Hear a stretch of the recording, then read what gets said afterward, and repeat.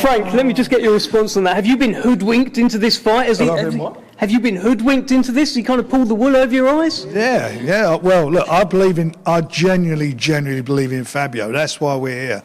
That's the investment that we've made in Fabio, that we believe by putting him on in this stadium, it's going to make his appeal bigger as far as the world of boxing is concerned. Seeing what an attraction he is, how well he's done, how he represents Ipswich, and for me, he's in with a great fighter, another great fighter. But Fabio's a great fighter.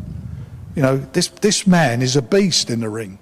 That's what he is. When he gets in there, he does the business. I mean, that last knockout he had was, for me, probably, if it weren't number one, it was number two knockout of the year. And he done it with a guy who had a sterling amateur career, Olympic medalist in Fraser Clark. So he's used to fighting these guys with experience. And what you've got to take your hat off to him is where he's got to, having not had that stellar amateur background. Fighting in tough man fights, because he's a fighting man. It's in him. That's what's inside him. That's why you're going to get a special night here, a special night next month. Thanks, Frank. Let's bring in Michael Ofo from Platform Sports, very much part of Fabio Wardley's team here. Michael, it's a big night for you, but also a huge night for Fabio, one that Eddie feels that maybe is a bit of a mistake. Yeah, we're not really concerned about Eddie's opinion. He's been in the losing corner quite often recently. So, Steady? What? As much as he's don't you start? He's a great, fantastic. You walk out with a belt last time. He's a great, fantastic, and he's done a lot for the sport. But recently, he's been in a losing corner. He backed Fraser Clark to beat Fabio, and what happened then? So we're not concerned with opinions. We're in the gym. We're working, we're focused on performance, and on the night you're going to see a devastating performance from Fabio Wardley, as you always see. I don't think Justis Huni's come here to lie down. He hasn't learned to lose yet, so Fabio's going to have to give him a beating, and a beating he will receive. And we're happy to be on this side of the water with Queensbury, the winning side. Was it 5-0 the last time? Oh, blimey. And it's going to go up again. I'm just laughing at all this wee stuff. Where's the wee come from? We're very happy to be. The trenches. You won't. You'll be having your belt out there. Like If you do your research, I've dedicated my life to this sport. I've been behind the fighters. I boxed as an amateur. I'm an osteopath. I've invested in making sure that these fighters stay healthy and stay fit. So I don't have the credentials that you have, but I'm somebody that has given my life to this sport and continue to do so. But at least you're an osteopath. The reality on the night will sink in once Fabio Wardley raises his hands and we walk off as the winners. Thanks, Michael. Good stuff. Eddie, any response to that? I know there was... No, I think he's doing fantastic. It's a great CV. And like he said, he was an osteopath as well. So I'm sure he's got his back. Yeah, I came from humble beginnings. We came from the bottom and we worked hard to go to the top. No daddy to give us any silver spoons. We worked hard. We worked hard. So...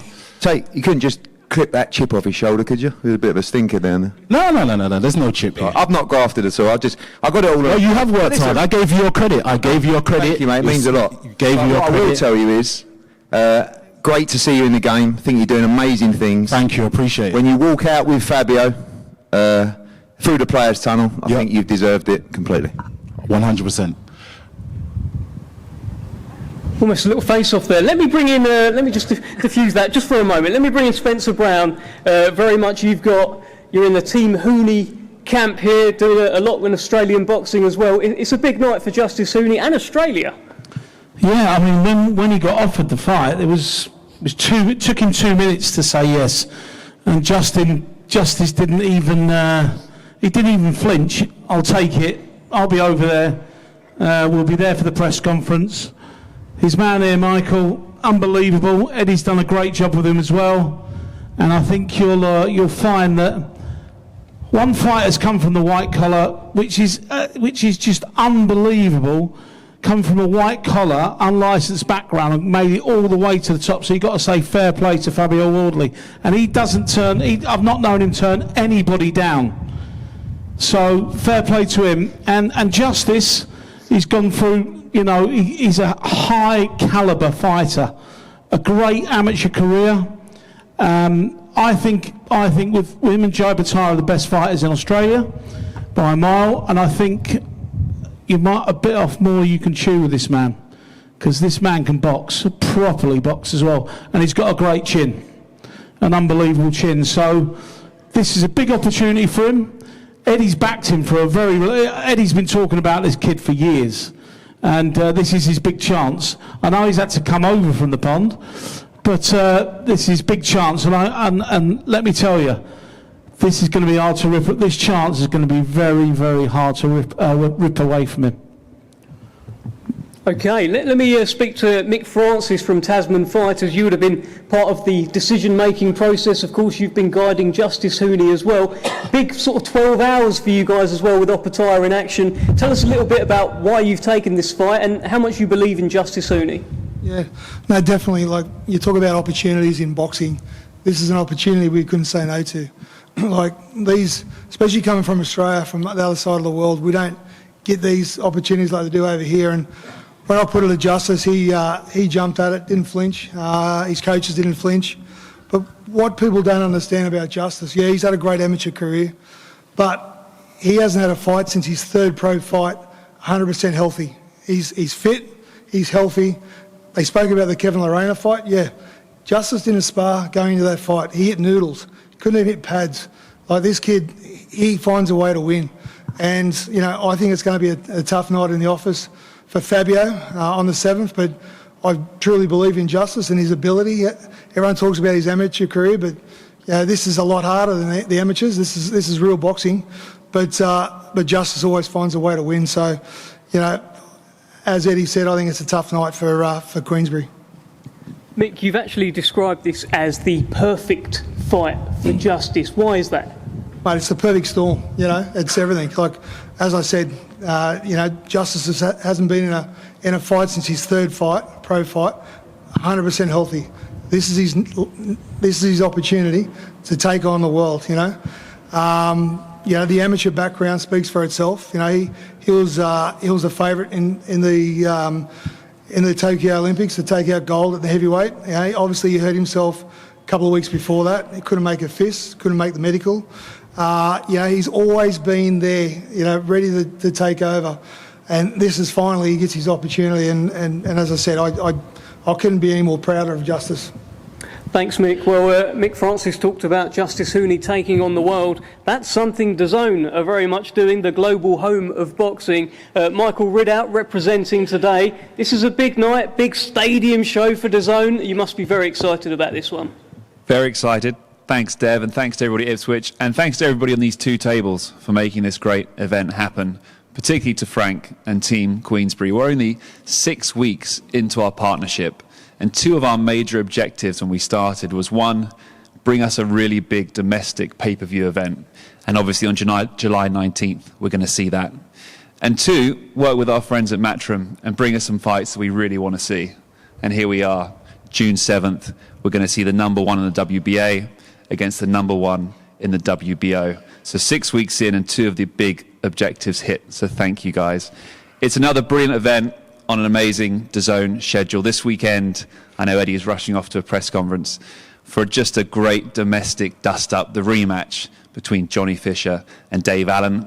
The weekend after in Glasgow as Josh Taylor returns, and it's only 2 weeks after that we'll be back here June 7th for this amazing event here at Ipswich Town. It's all live on your global home of boxing, DAZN. Thanks, Mike. Great stuff. Let's speak to these main event fighters then, and anyone else who wants to jump in. Justis, I'm going to start with you here. I read a quote. It was up on your Instagram page. I think Tasman Fighters put it up. So let's just see. Do you want to stand by this quote? Talking about Fabio Wardley, you said, "I don't think he's got anything that exciting in his bag. I've got it all over him." Do you want to elaborate? Yeah, 100%. I believe the only thing that he has over me is the power, but every other box I tick. footwork, speed, putting my punches together in bunches. You know, I believe I tick all the other boxes, so I can't wait to get it on. Fabio, that's a lot of boxes. Yeah, I think, look, I understand he's taking this fight on short notice, but I'd probably urge him to do a little bit more homework, because if you think that all I've got is power, when it's going to be a rough night for you on the 7th of June.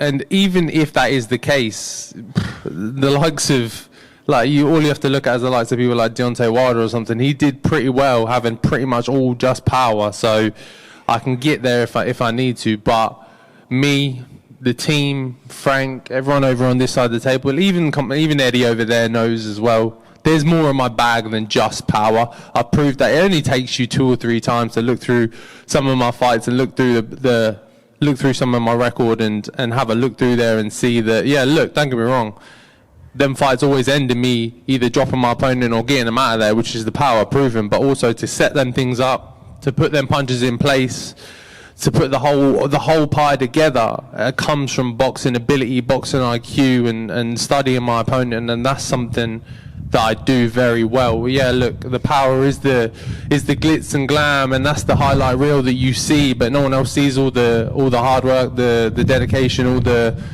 hours of sitting there addressing footage and looking through all the nitty-gritty details of fighters and really assessing those and making them come out on the night. So something I've really doubled down on is my education of boxing, really focusing on that. So this is just another moment. Don't get me wrong, he's a great fighter, he's got a lot of ability, so there is going to be some areas I'm going to have to really pick out and focus on, but ultimately 7th of June the outcome will be the same. It will be Fabio Wardley's hand raised with his opponent out on the floor. Doesn't sound like a great night for you, Justis. It's going to be a sweeter victory. Them thinking they're going to get it over me that easy. It's going to be a lot tougher night in that office come June 7th. So, yeah. So what is so different about you, Justis? This is an unbeaten fighter here, 10 in the world with the Ring magazine, come through every test. But what about you? What is so different about you that he hasn't seen before?